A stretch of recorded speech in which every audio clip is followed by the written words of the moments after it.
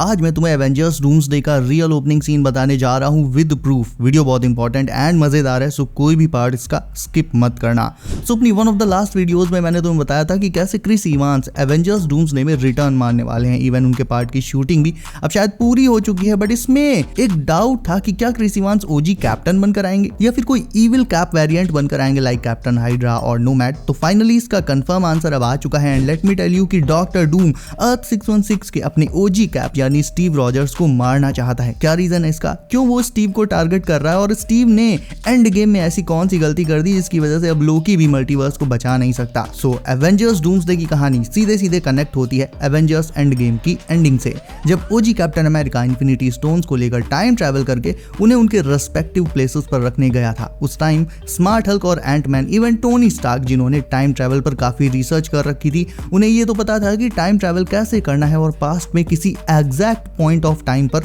कैसे पहुंचना है, बट उन्हें इसके साइड इफेक्ट्स के बारे में बिल्कुल भी अंदाजा नहीं था, क्योंकि टाइम ट्रैवल करने से क्रिएट होती हैं अल्टरनेट टाइमलाइंस, अल्टरनेट रियलिटीज। मान लो तुमने बीते हुए कल में कल सुबह 10 बजे एक समोसा खाया था और आज प्रेजेंट से तुम टाइम ट्रैवल करके फिर से कल में जाते हो, और वही समोसा अगर तुम एग्जैक्ट 10 बजे ना खाकर 1 सेकंड भी इधर उधर लेट करोगे तो तुम्हारा पूरा पास्ट ही बदल जाएगा उस 1 सेकंड की हेरा फेरी की वजह से, जिसके चलते पास्ट बदलेगा तो फ्यूचर भी बदलेगा और वहीं से क्रिएट हो जाएगी एक अल्टरनेट टाइमलाइन। ठीक इसी तरह से जब कैप्टन स्टोन्स लेकर उन्हें रखने पास्ट में गए थे तो पहली बात तो ये पॉसिबल ही नहीं है कि सारे स्टोन्स उन्होंने एज इट इज एग्जैक्टली उसी पॉइंट ऑफ टाइम पर और उसी जगह पर रख दिए होंगे, और बाकी स्टोन्स का चलो मान भी लेते हैं कि रख दिए होंगे, तो सोल स्टोन को उन्होंने कैसे रिटर्न किया होगा, क्योंकि सोल स्टोन दूसरे स्टोन्स की तरह कहीं पर रखा नहीं रहता, बल्कि एक सोल मिलने के बाद अपने आप मैजिकली अपीयर हो जाता है यूजर के पास। यानी उसका आना मैजिकल है तो जाहिर सी बात है उसे वापस रखने का तरीका जो कि अननोन है वो भी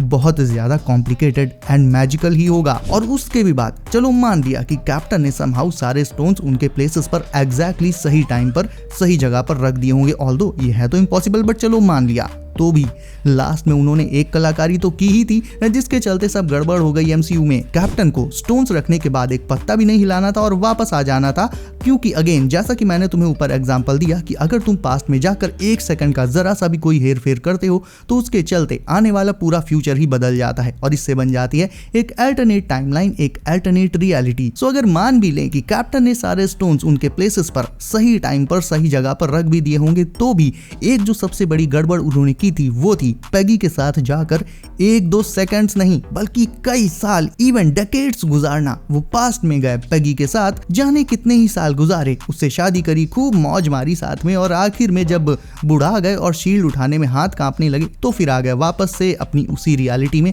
ओल्ड मैन रॉजर्स बनकर, यानी हमारी अर्थ 616 की असली रियलिटी में, जहां कैप्टन ने कभी पेगी के साथ इतना टाइम गुजारा ही नहीं था। तुम भी जानते हो ये बात, बट टाइम ट्रैवल करके कैप ने पेगी के साथ टाइम गुजारा ना, यानी इसका मतलब क्या हुआ कि जिस रियलिटी में कैप ने पेगी के साथ टाइम स्पेंड किया ये हमारी अर्थ 616 की मेन रियलिटी थी ही नहीं, ये अब अपने आप में एक नई अल्टरनेट रियलिटी बन गई थी, या कह लो कि एक अल्टरनेट यूनिवर्स बन गया था। और ये सब हुआ सिर्फ इसलिए क्योंकि कैप्टन के बहुत खुजली हो रही थी। यानी एक लाइन में कहूं तो कैप के टाइम ट्रैवल और स्पेशली पेगी के साथ लाइफ स्पेंड करने की वजह से एक अल्टरनेट रियलिटी बनी, और अब वो रियलिटी अपनी मेन 616 वाली रियलिटी से कोलाइड करने वाली है। इसीलिए होने जा रहा है एक इनकर्जन, एंड एग्जैक्टली इसीलिए आरडीजे का डॉक्टर डूम कैप को हंट करना चाहता है, क्योंकि वो इस इनकर्जन के लिए कैप को ही जिम्मेदार मानता है, जो कि कैप्टन जिम्मेदार सच में है। लेकिन अब एक सवाल जो आज तक किसी ने ना नोटिस किया ना पूछा, वो ये कि अगर कैप ने एक अल्टरनेट रियलिटी क्रिएट की थी तो फिर वो वापस से अपनी रियलिटी यानी अर्थ 616 में ओल्ड मैन रॉजर्स बनकर कैसे वापस आए। तो अब मैं तुम्हें देता हूं वो प्रूफ जो मेरी इस थ्योरी को 200% कंफर्म कर देगा। वेल एक्चुअल में अगर कैप ने कोई गड़बड़ ना करी होती और कोई अल्टरनेट रियलिटी ना बनी होती, जैसा कि सब एंड गेम के बाद से मानकर चल रहे हैं, सब कुछ एज इट इज सही रहता, तो फिर कैप्टन जब वापस आते तो वो इस क्वांटम रेल्म वाली टाइम ट्रैवल मशीन के प्लेटफॉर्म पर वापस आते, जैसा कि हल्क, बकी और सैम उनका वेट कर रहे थे मशीन पर वापस आने का। You have to return the stones to the exact moment you got them. You're going to open up a bunch of nasty alternative reality. 4, 3, 2, 1.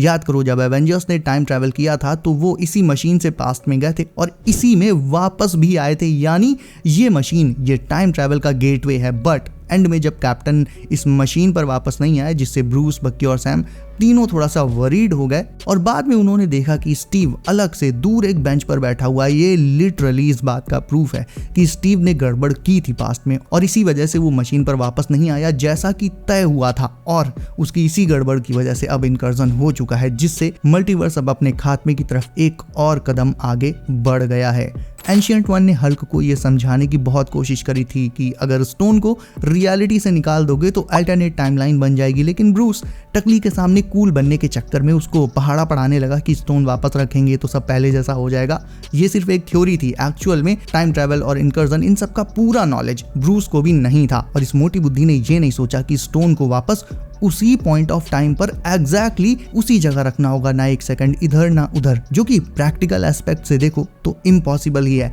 और लास्ट में ऐसा ही हुआ, स्टीव ने गड़बड़ की और टाइम ट्रैवल के चलते सीधे सीधे एक और इनकर्जन हो गया, जिसकी वजह से डूम अब स्टीव को टारगेट कर रहा है। अपनी लास्ट वीडियो में मैंने तुम्हें एवेंजर्स डूम्सडे सेट की एक लीक्ड पिक भी दिखाई थी, जिसमें सेम इसी तरह का एक घर था। बोला ये जा रहा है कि यहीं पर क्रिस इवांस ने डूम्सडे की अपनी फिल्मिंग पूरी कर ली है सीक्रेट तरीके से under the code name Luke Cage. यानी इसका मतलब ये हुआ कि हो सकता है कि डूम्सडे की स्टार्टिंग इसी सीन से होगी जहां हमें स्टीव और पैगी एक साथ दिखाए जाएं इसी घर में एंड डूम यहां पर आए, स्टीव को मार दे और चलता बने। और ये फुल ऑन सेंस भी बनाता है गाइस, क्योंकि इन्फिनिटी वॉर जिसमें थानोस का फर्स्ट प्रॉपर इंट्रोडक्शन हुआ था, उसमें भी थानोस का ऑरा सेट करने के लिए मार्वल ने आते ही उससे लोकी को चिटका दिया था एंड ऑडियंस समझ गई थी कि ये कोई हल्के में लेने वाला सुपर विलन नहीं है, he is a serious threat. Exactly उसी वे में, बल्कि उससे भी बहुत बड़े स्केल पर डूम्सडे की शुरुआत में हमें मल्टीपल हीरोज की डेथ्स दिखाई जा सकती हैं, जिसकी शुरुआत हो सकती है स्टीव रॉजर्स से,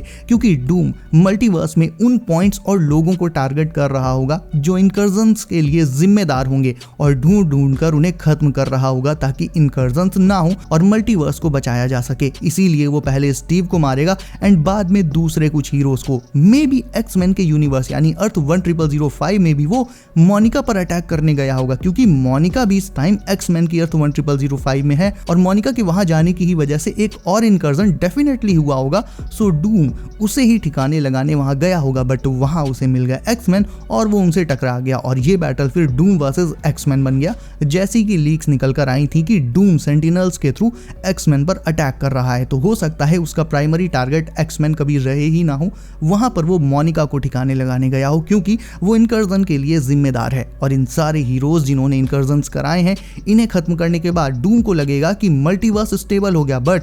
क्योंकि मल्टीवर्स बहुत ज्यादा बड़ा है एंड इसमें ऐसे लाखों अदर हीरोज एंड विलन्स होंगे जिनकी वजह से इनकर्जन्स हो रहे होंगे, सो हर एक को मार पाना डूम के लिए भी पॉसिबल नहीं हो पाएगा। ऐसे में वो समझ जाएगा कि ये आइडिया बेकार है, सीधे सीधे खुद ही मल्टीवर्स को डिस्ट्रॉय कर दो और फ्रैंकलिन की मदद से एक नया सिंगल यूनिवर्स बना दो। काम 35, ना रहेंगे दूसरे यूनिवर्स और ना होंगे इनकर्जन्स। और इसीलिए फिर वो बाद में फ्रैंकलिन को किडनैप करने अर्थ 828 में गया था, जो कि हमने फैंटास्टिक फोर के पोस्ट क्रेडिट सीन में देखा था। सो या आई थिंक एवेंजर्स डूम्सडे की स्टार्टिंग होगी डूम के स्टीव को टपकाने से।